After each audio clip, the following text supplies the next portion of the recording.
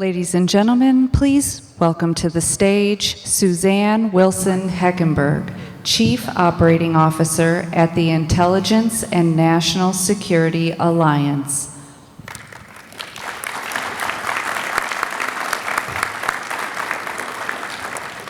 Welcome back.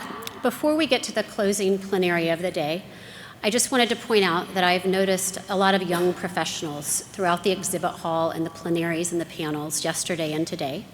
And along that vein, I would encourage all the young professionals here today, as well as some of you more mature folks in the room, to stop by the National Pastime Bar and Grill at the conclusion of the program. The Intelligence Champions Council at INSA and AFCEA's Emerging Professionals and Intelligence Committee will be hosting this happy hour this evening. Year over year, the senior-most leaders in our community see the summit as the forum to share strategic insights and with their most critical partners. This year has been no exception. We have a truly all-star lineup to close out today's program. To get us started, please welcome to the stage Kent Matlick, Senior Vice President and General Manager of Perspectives Intelligence Group. He will introduce our moderator. Kent, over to you.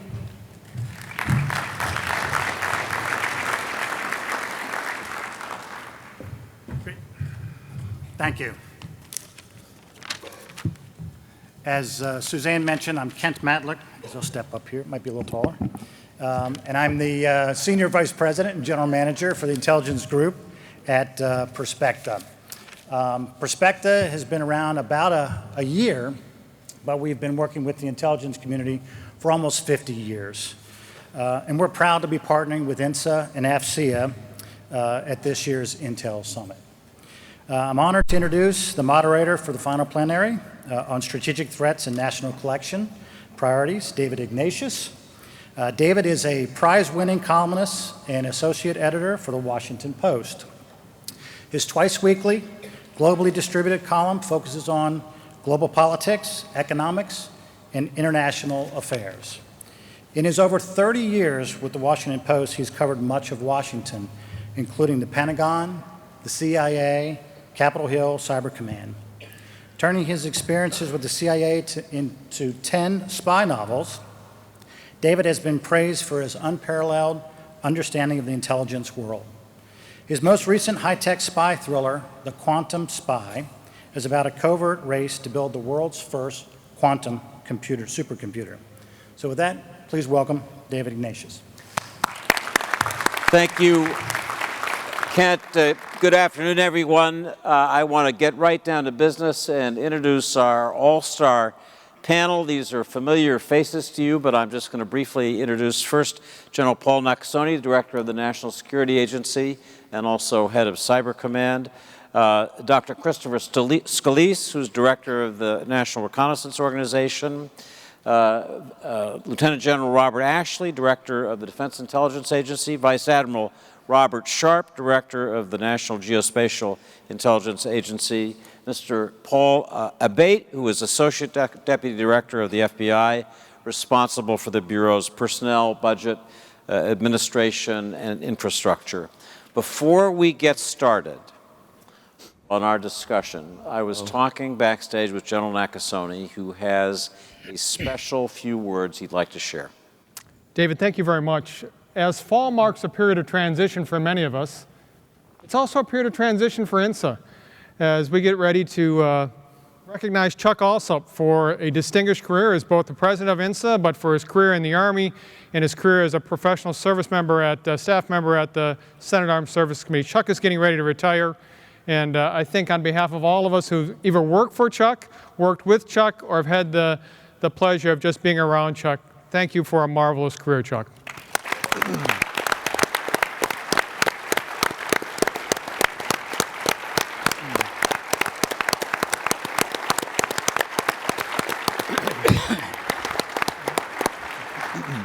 So with that opening, congratulations. I want to ask each member of our panel the same baseline question.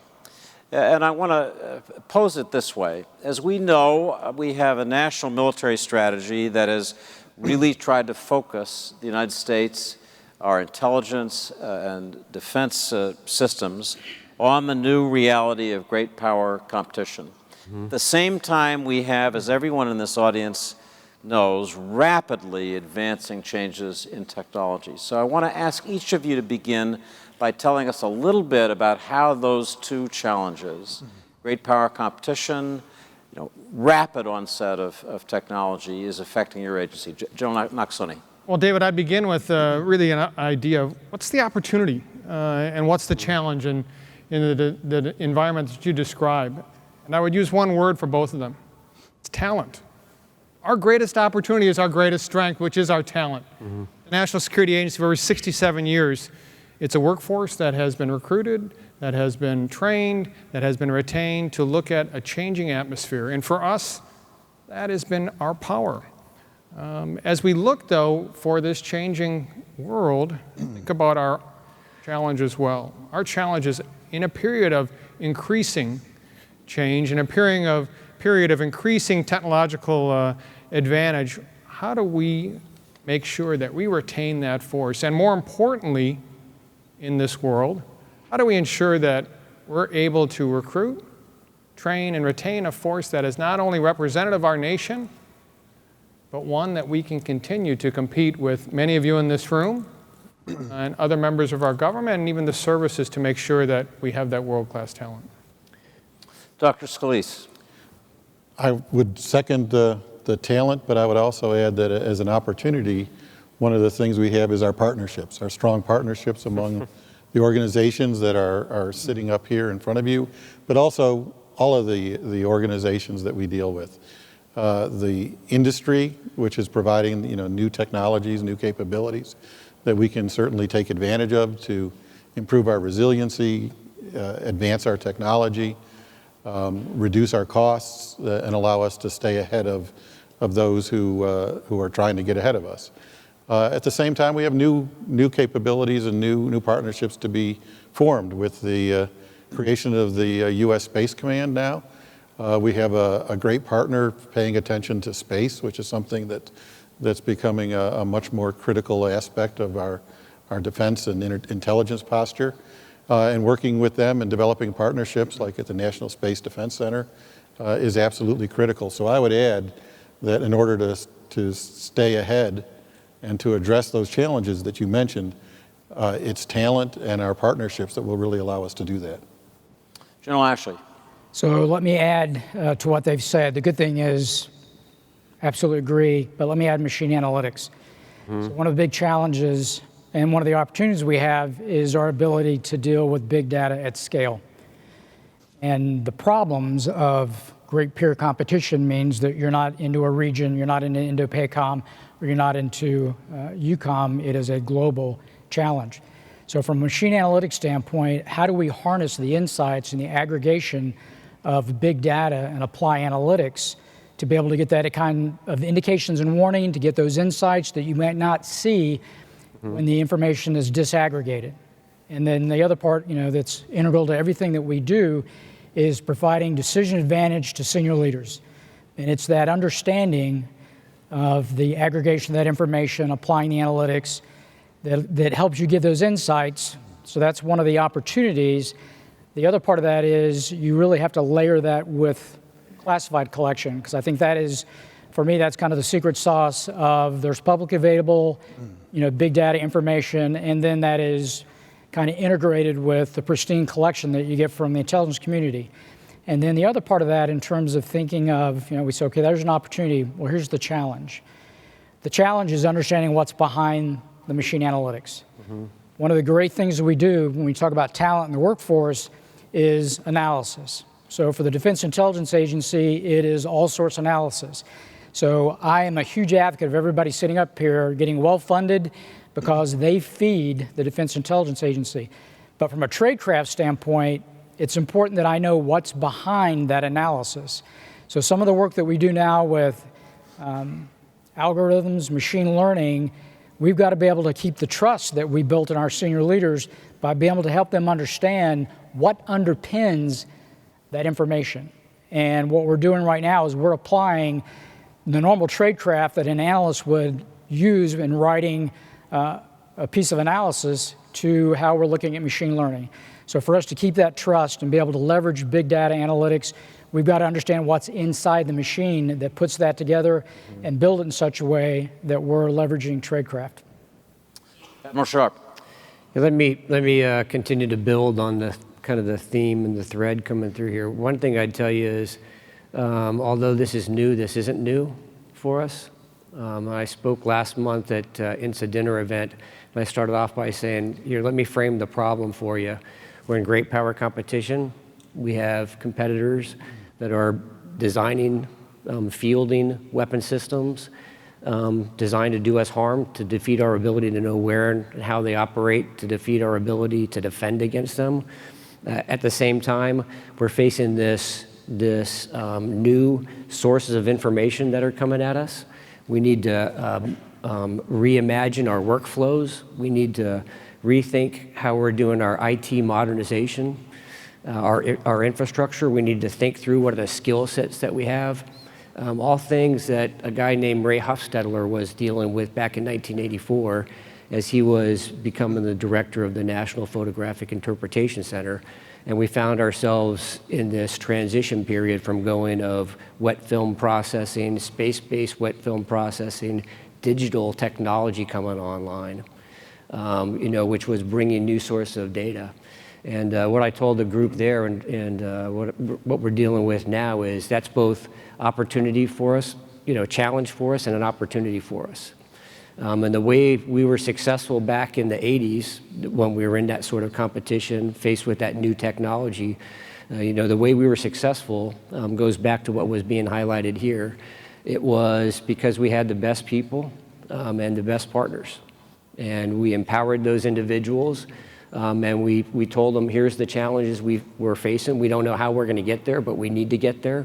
And we gave them the resources, we stayed out of their way, and we were successful. So I think we're really kind of at one of those inflection points right now, which is why you see us all emphasizing the strength of us being our people and our partnerships. And those partnerships were really broadly defined, only limited by our imaginations and our willingness to go out and create meaningful connections, which is why the forums like this are really so important to us and so important to the nation. Mr. Abbate.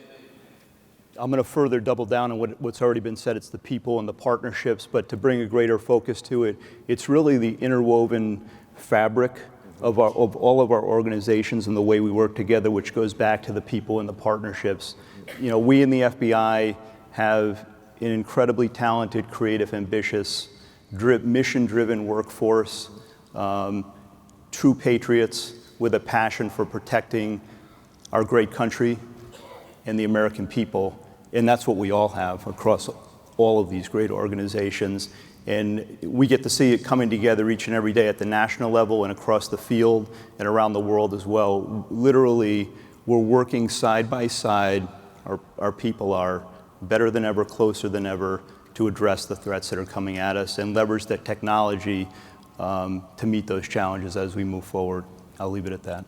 So I want to bring this discussion down from the 30,000-foot level to the kinds of problems in which you're all engaged.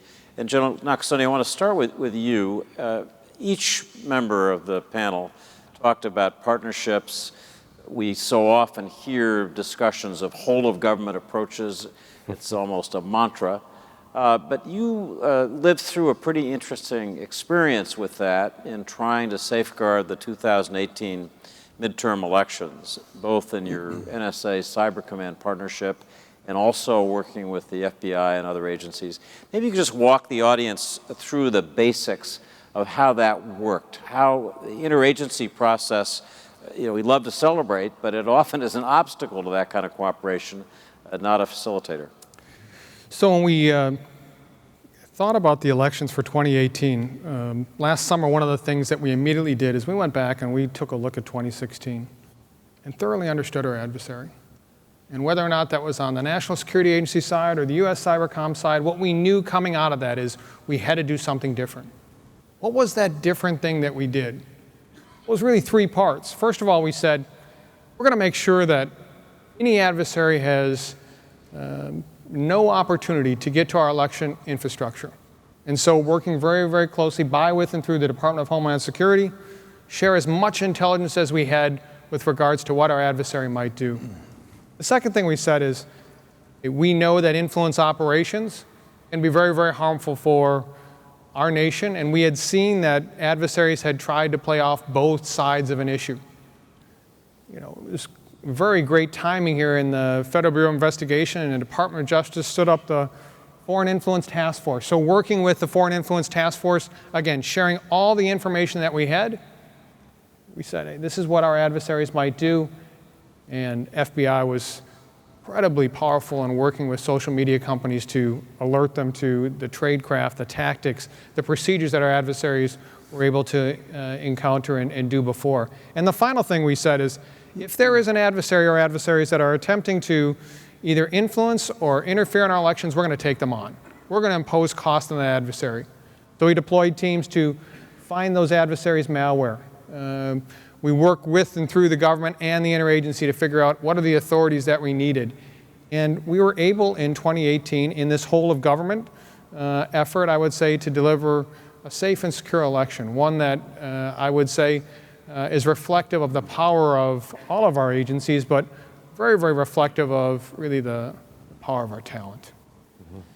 I wrote recently about this effort, and one of the things I noted with interest was that as you deployed your forward teams in this run-up to the 2018 elections, you were able to gather samples of Russian malware in Ukraine, Macedonia, other places, and then post them publicly on a website so the community of cybersecurity professionals could take them down. I want to ask Mr. Abbate, because you were, in a sense, the other side of this partnership, about what it's been like working for the FBI, working with state and local authorities. In our country, famously, elections are a matter for states and localities. How's that going in terms of your ability to easily interface with the authorities that actually have to run elections? The positive thing here is we've learned a lot of hard lessons from our mistakes back in 2016. We've come together, as the General stated, across government and at all levels, federal, state, and local, and with the private sector, importantly, as well, in ways that we probably couldn't have imagined even 2 or 3 years ago. It's working really well. The level of information and intelligence sharing with state and local officials, staying ahead of the threat, not after something's already has occurred, has been an incredible shift to go left of the threat and get as much intelligence out there to inform them and put them in the best position to protect themselves in the election infrastructure. And then what's very encouraging is the gap we've closed significantly with, again, as the General mentioned, private sector social media companies, the level of sharing that's occurring there now and has, most recently 2018, is incredible. Really, really positive, and it goes both ways. We're pushing information intelligence out to the companies to help them spot bad actors on their platforms and remove them, and they're giving information back to us to inform our efforts. So again, as the General mentioned, we can aggressively go out and take action against them and cut them off at the knees. So I want to ask General Ashley if he'd address in a little bit more granularity the nature of the near-peer competitor that we're now focusing on increasingly, and that's China. I've heard it said that the United States really has never faced an adversary quite like China, potential adversary, in that this is economically powerful, technologically advanced, a genuine competitor at all levels. And I want to ask you, from your perspective at DIA, looking at all the material that you do, how you would characterize China's buildup, what aspects of its technological development particularly concern you from your vantage? So let me put it in a framing document, if I could first. So the National Defense Strategy. And the central problem with the National Defense Strategy is our military advantages being eroded, and what we're seeing in the development of weapon systems and capabilities by the Chinese. That national defense strategy is broken out into 3 major lines of effort. How do we become more lethal? How do we expand our allies and partners? And how do we become more efficient in how we operate? What's really changed is the character of war over time. And for us specifically, if I think about the last 17 years in deployments in Iraq and Afghanistan and the different domains in which we operate, cyber, space, maritime, land, sea, really the only domain that's been contested is the land domain. You think about IEDs and the attacks, and you had another one that took place in Kabul today. So now we have the reemergence of great power competition that can challenge the U.S. in all of those warfighting domains. And then you have the changes in the character of war with different technologies that are coming on board. You've written about quantum, hypersonics, cyber, what General Nakasone has to face, which is instantaneous, real-time on a global scale. But there's a couple of tiers of this, and you alluded to it. So at the Defense Intelligence Agency, my responsibility is the M and dime. But I can't ignore the other 3 instruments of power. And so when we go and we talk to the chairman, Trey Whitworth, Admiral Whitworth, the Joint Staff J2 has a conversation with the chairman, he's going to heavily focus on the military piece of that, but it will be informed by the other instruments of power. Because something that may happen diplomatically or economically as China reaches out into Africa, other regions, and Djibouti is one of the best examples, where they may go diplomatically or economically is an indication warning of where they may end up militarily. So the initial discussions, I would suspect to say, with the Djiboutians were not about having a military base in proximity to a port in the Bab el-Mandeb. It was about having an economic relationship, loans, et cetera, and then that builds over time. So what we have to do is pay close attention to the Belt and Road Initiative and what the potentiality is of an expansion of China in many ways to be more like the United States as a global power, and realizing that their role as a potential future global power, although they're regionally focused now, is the ability to project power militarily and to protect their economic interests. So I want to ask Dr. Scolese and Admiral Sharp, whose agencies are so focused on overhead collection, about the new world that we're all trying to figure out, and that's the world in which there's going to be a space command. Exactly how that's going to interface even with other parts of the DoD is not entirely clear yet, but I want to ask you if you would address the challenge of space and the potential problems with so many people now wanting to focus on it. It's something that people like me have begun to write about, that our ability to project power around the world is entirely dependent today, I think still, on our ability to use space-based assets that we increasingly understand are vulnerable. So maybe each of you could speak a little bit about the new world of Space Command / Space Force, how you're going to deal with it, how your lives will be different, if at all. And then Admiral Sharp. Do you want me to start? Sure. Let me start by saying we're already working very closely with Space Command as it becomes what it's going to be for the nation. So with our workforce, National Geospatial-Intelligence Agency, about half of our workforce works from Springfield here in Virginia. About 25% works out in St. Louis, commands that we have out there. And the other 25% is globally dispersed. And we have NGA members embedded in departments and agencies, in all the combatant commands, and in all the combat zones. And it's a strength of our agency that it's very connected and collaborative by nature. I mention this because we've already stood up, a support team for SpaceCom, where we're establishing co-location with them so that just like with the other combatant commands, we can be in their battle rhythm, we can be in their meetings, we can hear what the commander's requirements are, and we can make sure that we are meeting his requirements. That's part of our approach towards this. Getting back to your question on space-based sensing, also, we don't solely rely on space-based sensing to do our job. There's a whole big foundational aspect of knowing the Earth and understanding the world that comes from all kinds of different ways of sensing and bringing in sources of data. But we do certainly benefit from great capabilities that are in space. Some of those are U.S. government designed, owned, and operated. Some of those increasingly are commercial capabilities. Some of those are increasingly also investments that our international partners are making, have made, are making, or anticipating making.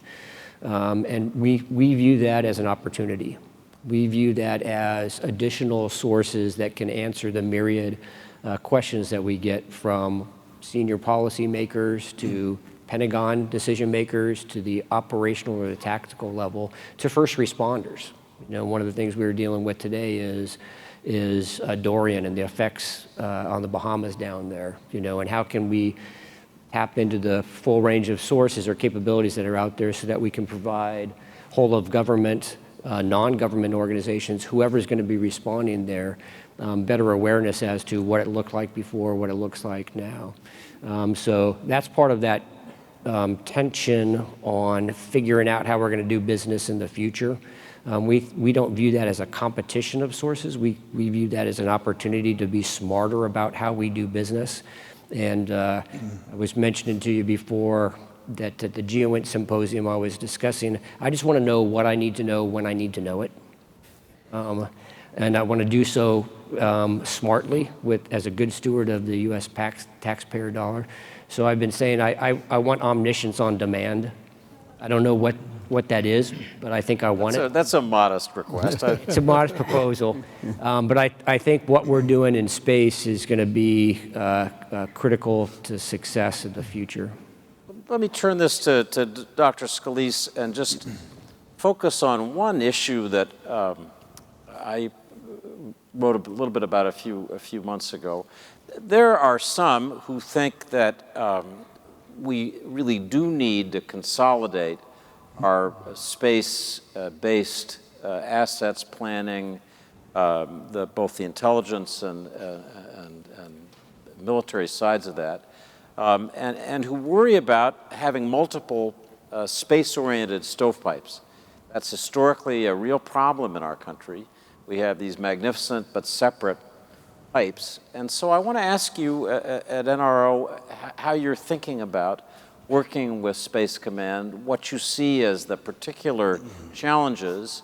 I assume that you want to see NRO remain separate, but just make the argument why, you know, if somebody from the White House walked into the room and said, why shouldn't it all be combined? And what's the answer to that? First, I would say that, you know, the creation of Space Command and the discussion and hopefully the creation of the Space Force is an indication of how important this nation now considers space and space assets.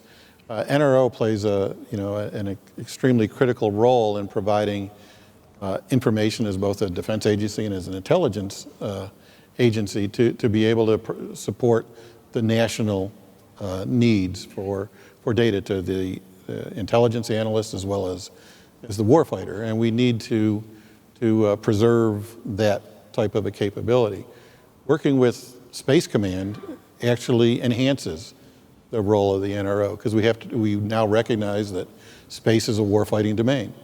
In order to provide the resiliency, the assurances that the overhead intelligence is going to be coming down, we have to have the ability to protect and defend our assets, both those that the NRO owns, the ones that we work with, the commercial, as well as other assets. And we've been working with Space Command actually before Space Command was set up as Air Force Space Command, the National Space and Defense Center, where we're trying to develop the strategies on how are we going to operate in a crisis or conflict situation so that we do have the unity of effort that the government needs to protect these critical assets that everybody is relying on.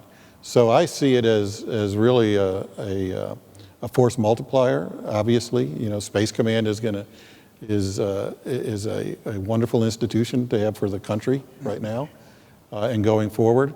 We are going to work with them, and we have been working very closely.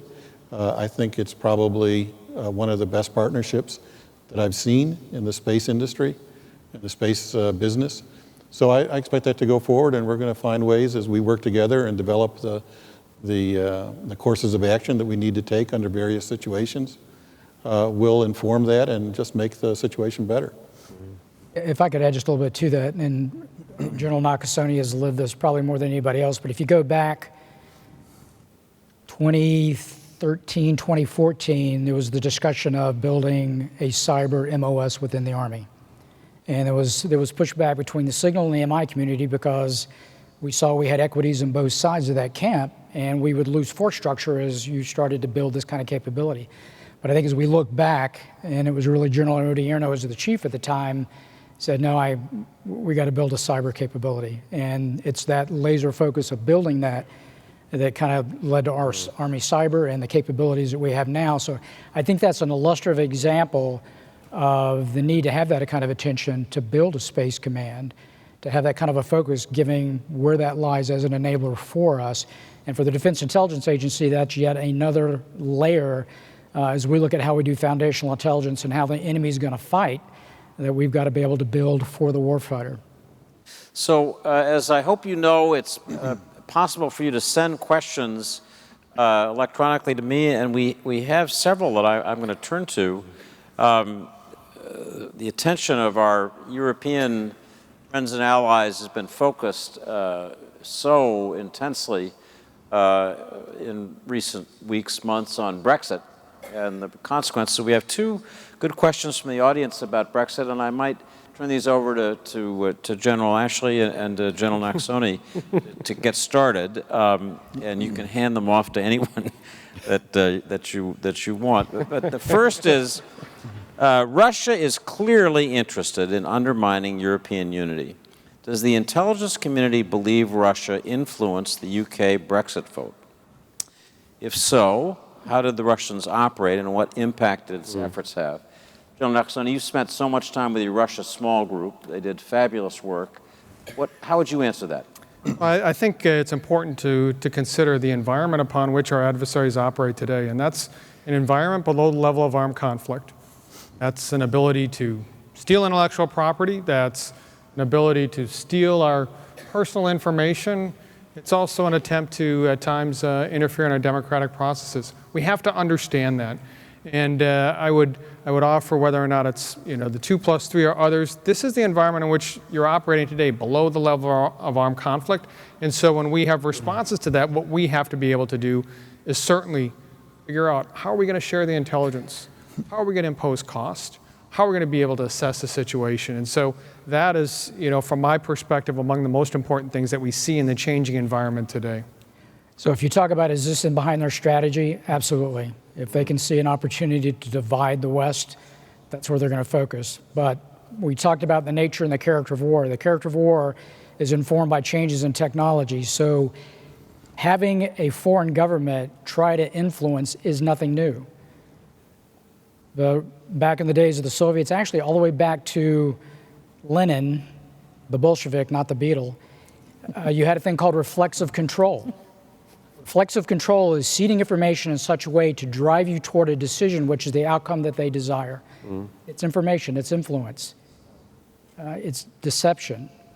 There's nothing new about this. What is new is the means by which you can do it at scale and speed, whether it's bots pushing out CivCas on behalf of the Taliban to try to influence the Afghan populace. So it's the means by which you can do it at scale.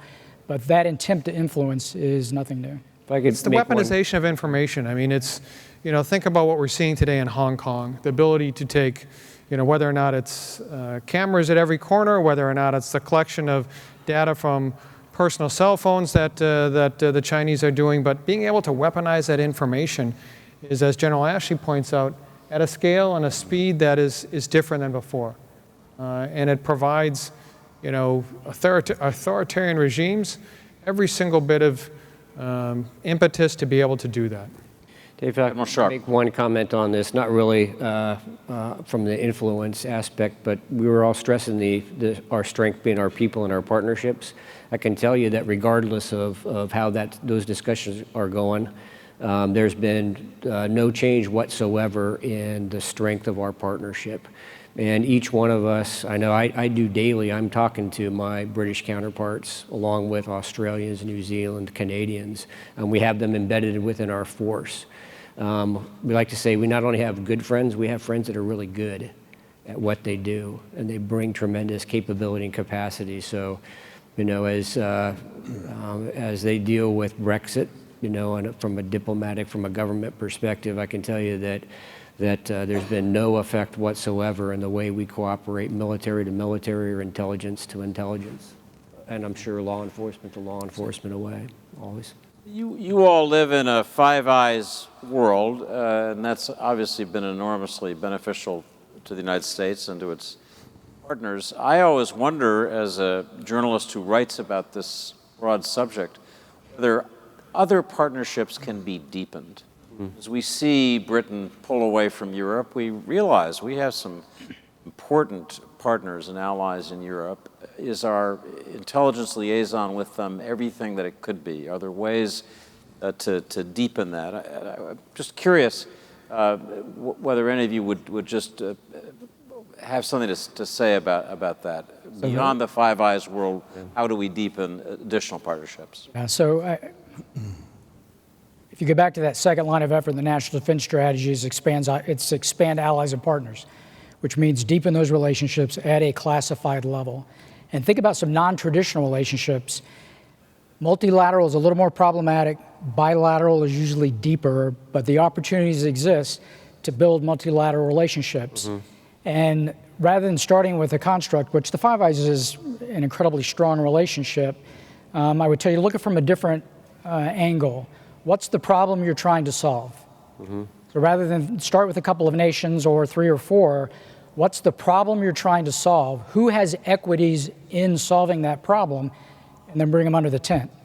And then, then you got to work policy issues and how do you share. Some things you can share in greater depth and realize that there's going to be, I won't say inequities, but certain ints you can share more than others. But I think really organizing yourself around the problem as opposed to necessarily just nation relationships at that point is a good way to start on the way ahead. But we've got to really push on a door that's somewhat open with regards to policy, but there still is a lot of risk aversion and a bit of a Cold War mindset when it comes to bringing partners under the tent. But I think, David, we think always when we think about partnerships are international partnerships, but all of our partnerships here are also partnerships with industry, but also partnerships with academia. I would tell you from personal experience, we are trying to build a force for the future in science, technology, engineering, and mathematics that ensure that we are the leaders in the tech world. In 1990, 28% of our computer science graduates were women. By 2000, it had dropped to 20%. Now it's at about 18%. And being able to address that, being able to address the fabric of the nation in terms of building that type of capacity, I'm sure touches, NRO, it touches all of our intelligence agencies. But this is something that, I would say that is for us incredibly important in our development of partnerships. If I could just jump on that piece, because that's a great point of bringing the industry into the discussion. And so the other thing that I ask you to do as you build those capabilities for us, don't slap a no foreign at the end of that or something proprietary, because as we think about how we operate, how you provide incredible capability that enables us, we need to be interoperable with our partners. And so if we get something that is no foreign that we cannot share that technology, then becomes an extremely limiting factor in our ability to work at scale. Yeah, I'd like to add a bit about the universities and industries. I mean, that's really critical. From an NRO perspective, we're pretty good at acquiring talent. People want to work for us, which is great. But we want to have that pipeline, and the relationships with universities and particularly the startup companies, but also the major corporations that are out there is absolutely critical to our success. If we're going to bring in new technology, new capabilities, stay ahead of our great power competitors, we need to have that capability, and we need to draw not just from the United States, but from around the world in order to get that accomplished. So let me ask Mr. Abbate about the difficult sort of other side of this coin. We want to be open to the world's brightest people. We want to use our universities as an open, creative source of innovation. Mr. Abbate, the FBI is charged with making sure that our near-peer competitors, let's focus on China, are not using our openness, the openness of our universities, our companies, the talent to steal vital national security information. So we all know that the FBI is more forward-leaning now in trying to talk to universities, talk to companies. If you could just give us a sense of, first, the message that you want those audiences to have from the Bureau about being vigilant, what you want them to do, and then also how you're trying in your work at the Bureau to avoid overdoing this.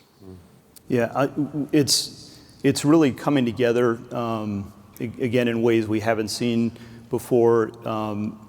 We go out alongside partners and work.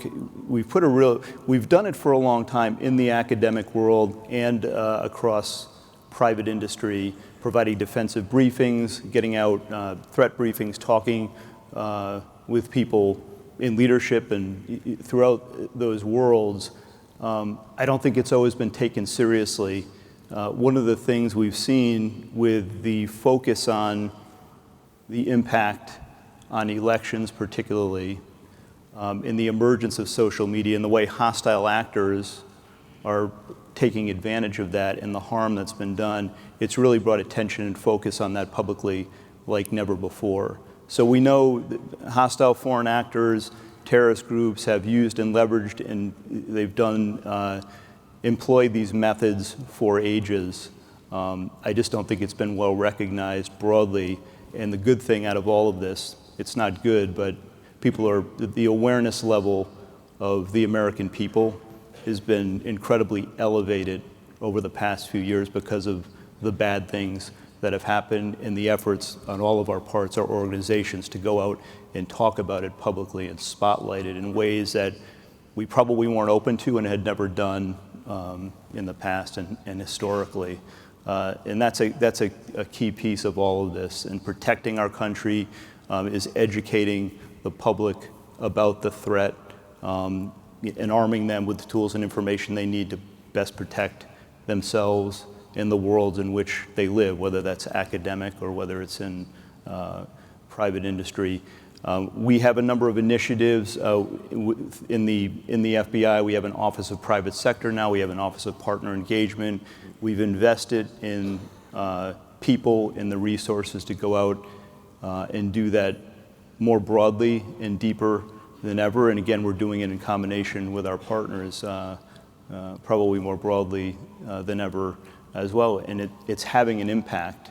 And I think because of the public spotlighting of this and just the talk that's out there in the media, we're finding now people from those worlds are actually coming to us much more so than being resistant to it, as we've experienced to varying degrees in the past. So that's a very, very positive thing. And I think working together is going to position us even better to defend the country and our people better than ever going forward.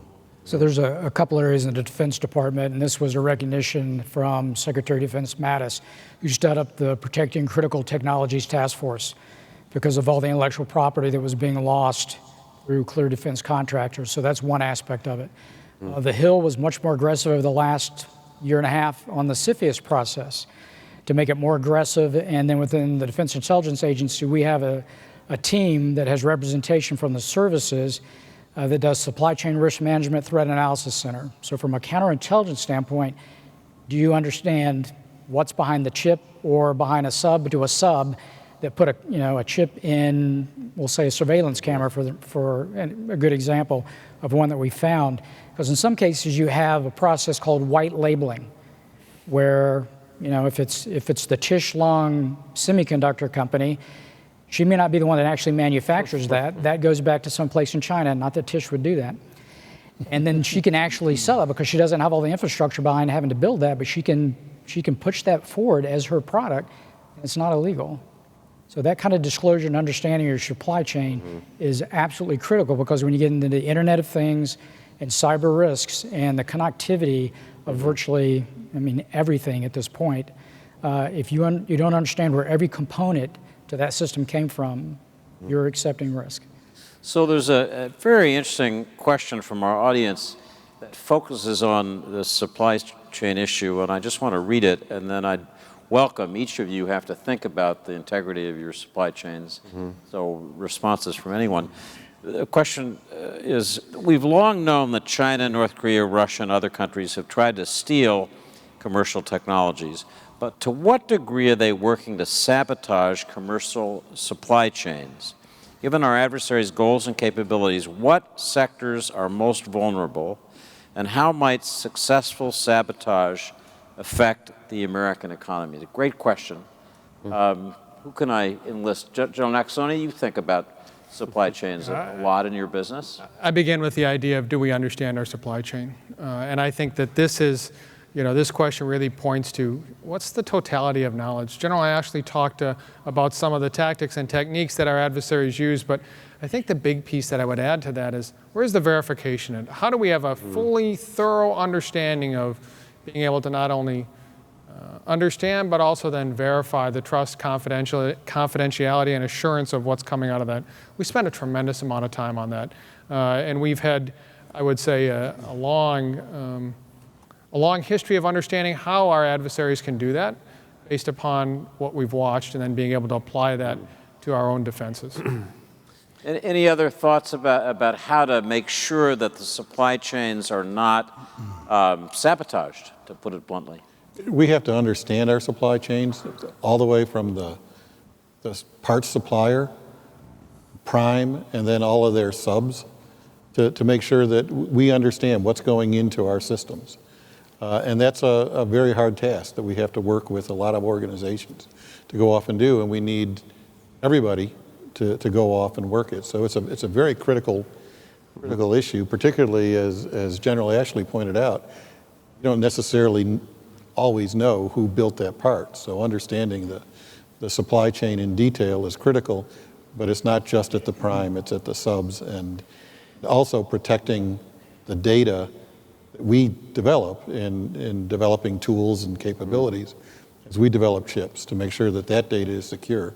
So the intellectual property that we develop, our primes develop, our subs develop, is protected as well, so that it's not copied and then falls into the supply chain.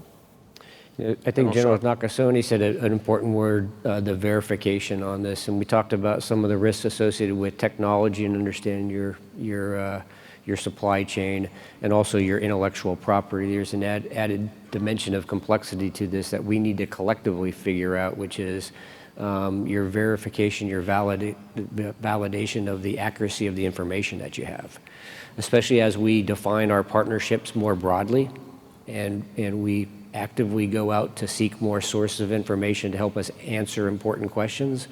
We're going to have to think through, we are thinking through on the geospatial realm, geospatial intelligence assurance. How do we build that in to making sure we are protecting the validity of our own process so that we can verify the validity and the accuracy of the sources that we're bringing in.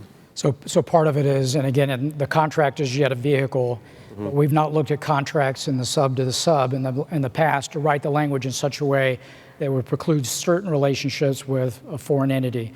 So that's part of it. But as General Nakasone said, you got to validate and verify. I get all kinds of visits from my counterparts, which are absolutely tremendous engagements. But that's one of the topics I talked to them about. I had engagement this morning with one of my counterparts. And I said, hey, one of the areas I think that we can work with you, because you didn't bring it up, was counterintelligence and supply chain risk management. Because at some point, cross-domain solutions and as much as you can protect your network, you're connecting into something that you didn't necessarily build yourself if you're bringing other partners. So you got to have some degree of assurance in that as you're building those architectures. And so part of this is just education of your partners in general to apply the same rigor that you do in how you build your networks and how you kind of verify the material that goes inside those networks. Ask Mr. Abbate to comment on something that we used to talk about. It was almost the exclusive subject of conversations at a gathering like this. Now it often is almost set aside. but we're reminded every day in some way it's still with us, and that's terrorism. The FBI has done an extraordinary job over these last 15 plus years in dealing with domestic threats. You're now, from what we read, trying to broaden your lens a little bit so that we're not talking necessarily about foreign-inspired terrorism, but terrorism that has some domestic roots. Talk a little bit for this audience about how the Bureau is looking at the terrorism problem now, to the extent that you're changing how you allocate resources. Give us a glimpse of that. I think starting out, it's important to say that all of us in our organizations represented here remain laser focused on countering terrorism, period. Even with all the emerging threats and the hybrid threats and the complexity of the threats that are coming at us, which we've touched upon in part up here already, we've continued to keep the focus on countering terrorism and protecting people from harm. And we're going to continue to do that. But like the counterintelligence world and nation-state threats and the cyber threat, the terrorism threat is morphing and taking shape in ways that we haven't seen before as well. We do categorize it in terms of international terrorism and domestic terrorism, and we approach it from that perspective in terms of prioritization and resourcing. And we have seen a shift from the overseas foreign terrorist organization attempting and mounting large-scale, spectacular type attacks against traditional targets to the lone actor and the homegrown violent extremists here in the United States, taking singular action on a much smaller scale with very simple methods like cars and knives that are readily available every day. And we've had to shift in that. And it's a growing problem, and it's represented in the numbers we see in terms of the arrests and disruptions, and tragically, the many attacks we've seen as well. If we look just back over the past couple of years, we've had in excess, both in international terrorism and domestic, in excess of 100 or so arrests where we were able to get in front of it collectively and neutralize the individual before they actually committed an act of violence against anyone. But we're always focused on prevention. And we've had too many sad and tragic events occur, particularly in the recent times, and we're always working hard together to prevent that from happening. And we're coming together. Technology is a big part of that, because when someone is acting alone, the communications indicators that we might be monitoring or that would have given us the lead to a person in the past, connecting them to a foreign terrorist organization or group, is no longer there. We have people that are being radicalized individually and on their own, in their basement, and that's hard to spot in advance. So we're having to work more closely with our communities here in the United States. We found that positively we're getting a lot of reporting from people that are closest to those that may want to commit acts of violence. Family, friends, close associates, those in the best position to spot bad behavior and bring it forward. So we're doing a lot of outreach in that regard in order to bring those people forward and put us in the best position to stop that from happening before it occurs. I want to ask about a technology question that's vexing, that you think about, but really is one that's happening out in the private sector. And that is the reluctance of the employees of some of our biggest and best technology companies, especially the ones in the AI space that we most need as those technologies move forward. The reluctance of those employees to work for the U.S. government. The obvious headline example is the petition that was circulated among Google employees about Project Maven that ultimately led Google management to pull back from that. And I want to ask you to just, maybe in a few sentences, as many of you as would like, just to share with this audience what you would say to employees at Google or anywhere else on this question of why you and your company should be willing to work with the U.S. government on these technologies in key defense areas. General Nakasone, why don't you start? I think our chairman has said it best.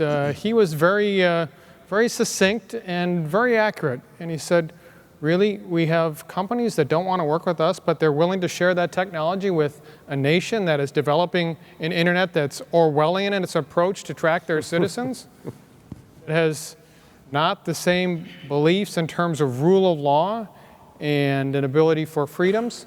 Is that really the future that members of this company want to go for the future? I would offer, for us, I think that's a very small population of people. We deal with a number of different corporate partners every single day. That's not an issue that we have seen. And I would just, close by saying, in this sense, our employees, have one single thing that shares commonality across all of our agencies. They share an oath to defend the Constitution. And that's a very powerful thing. And I think that that's among the things that I would certainly share with employees of companies that would say, hey, we don't want to necessarily do business with you. Admiral Sharp, you and I were talking a little bit before about some of your own recent contacts with tech companies and their employees. Maybe you could share that with the audience. I'd echo General Nakasone's comment that that's, from our experience, that's really kind of an outlier. And we have tremendous interaction with our industry base, and that's large companies, defense, with history working with defense, to new startup companies across the board. We've made, small investment with presence out in Silicon Valley, out in an outpost, a small presence in Austin, Texas, just so we can have dialogue with some of these, companies. One, to help explain to them who we are and what we do, which I think is incumbent upon us to demystify our business, so you get beyond these, we think the IC does this. Some of it is just us helping them understand the broad range of things we do. It also creates an important dialogue to help them understand in meaningful ways the challenges that we're facing and where they might be able to apply something that they already have or are developing towards helping us solve our problems. So I do think that we can work through these. We have strong relationships right now, and I'd also like to tell them it's really, really important to the success of protecting this nation and protecting other nations like us around the globe. Yeah, this cannot be an unemotional topic, although you have to stay unemotional the way you explain it, and it's hard not to. So for 35 years, I get up every morning, and my task is to protect your hopes and dreams. That's my role. And I do it with every other sailor, soldier, airman, Marine, Coast Guardsman, civilian. That's my why. That's why I get up every morning. And it starts with my family. And so for somebody that says you can't get on that vector, that team, and support that cause, and as General Nakasone said, it is a small outlier because we've not ran into that. How would you not want to work to support the hopes and dreams of your family? Because at the end of the day, that's what it's about. Well said.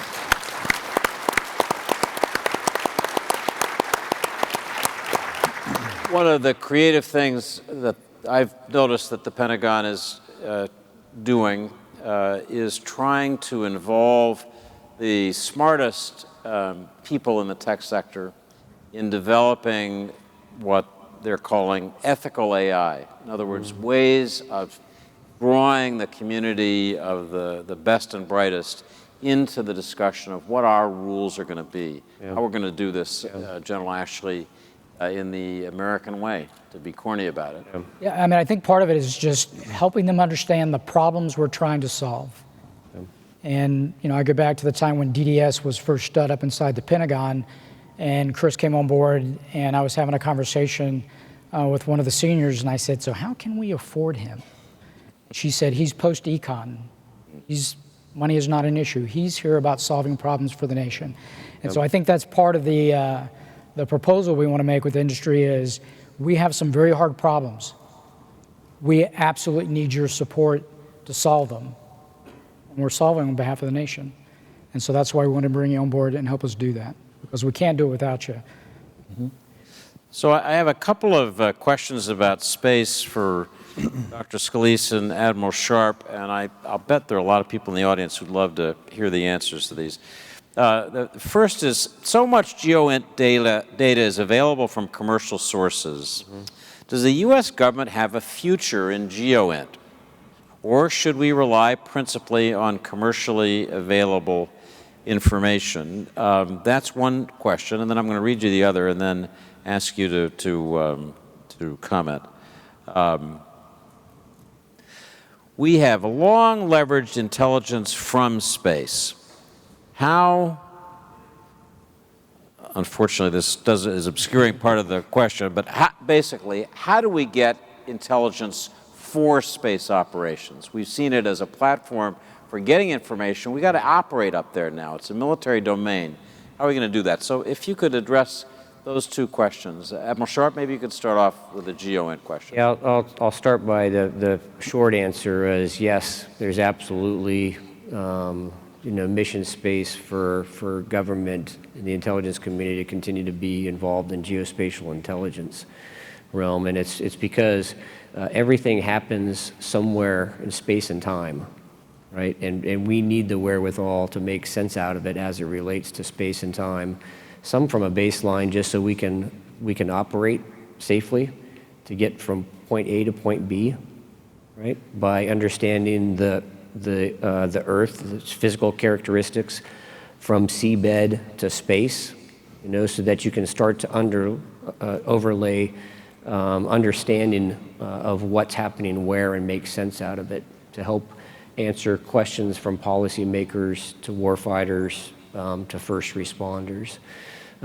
Where I see us going with this investment that's coming from commercial industry in this realm is just a great partner opportunity for us.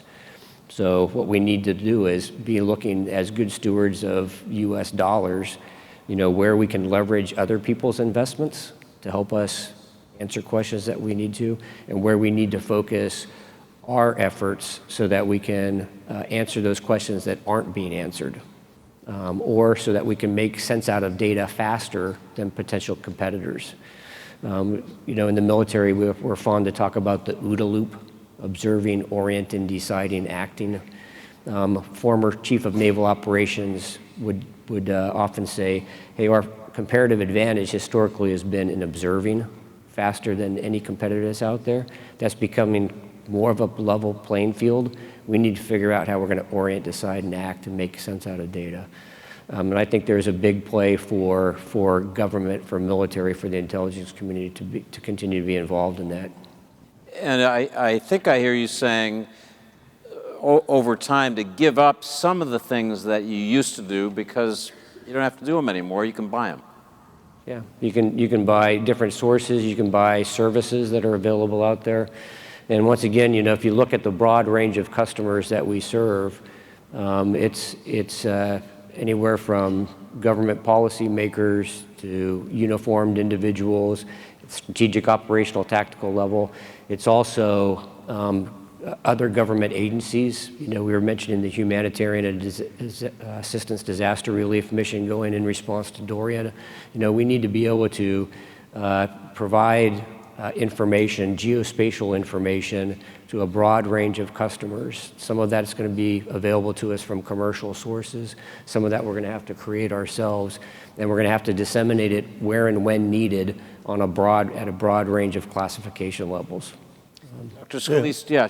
I was going to say that Admiral Sharp's exactly right. I mean, we should buy what's available. If somebody is providing it and it meets the requirements that we need, it allows us to focus on what's not being done, what's necessary to be done, and that's where we try and work, all the time, to assure that we're getting the best product to the intelligence analyst and the warfighter as quickly as possible, because it's timeliness of the data that's really critical in today's world.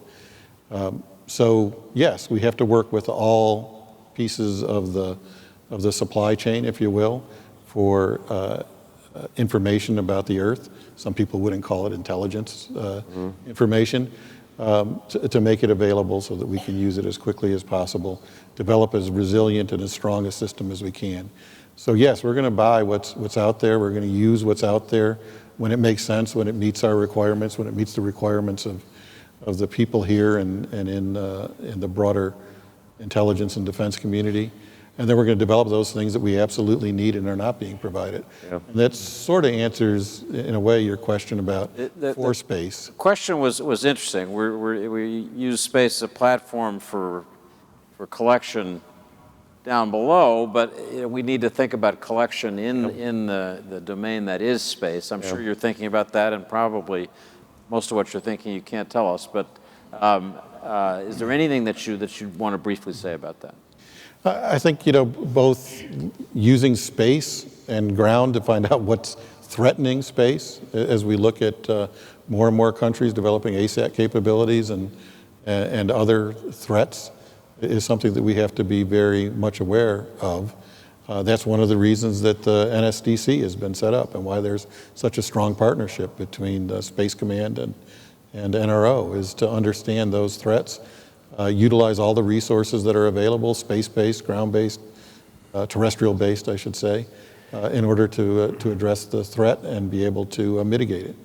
So if I could add to that, one of the things that we put out at an unclassified level was a publication called Challenges in Space. And when the Undersecretary of Defense for Intelligence said, hey, we'd like you to look at what can we talk about great powers in terms of their ASAT, lasers, co-orbital, all those things. What can we put out in the public domain for Congress, for senior leaders to be able to bring that into a public dialogue? And our Director of Analysis and we thought, okay, that'll be a trifold. There's not a whole lot we can share. Actually, what we produced was a 30-page document. And we laid out a significant amount of the capability for Russia, China, Iran, and the DPRK. We laid out challenges in space. So the things you talked about, whether it's ASAT, lasers, co-orbital, jamming, electronic warfare, all that is at the unclassified level, a lot of information that we could put in the public domain to start that dialogue to understand the nature of that threat. So we've come to the end of our hour, and I want to just say to my panelists, you are operating in the most interesting but also the most sensitive areas of our government. It's wonderful when you're all willing to come here and share your views about what goes on in your agencies. I really appreciate the chance to be with all of you. Thank you. Thank you, David.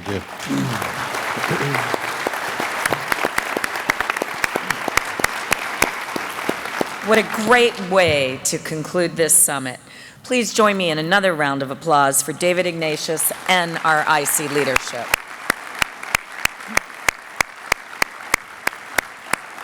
And if you could just hold for a minute, I have a few announcements. A big thank you to our volunteers from INSA and AFCEA who put this program together and moderated all the events. Thanks also to the AFCEA and INSA staffs for executing what I think has been a flawless event. Thanks to our sponsors and, of course, our exhibitors. I would especially like to thank Chuck Alsop, Bob Noonan, Ray Cross, Louis Shepard, Larry Hanauer, Jacqueline Schultz, Gretchen Gunning, and Toya Cribbs, all of whom were instrumental to the event's success. Thank you.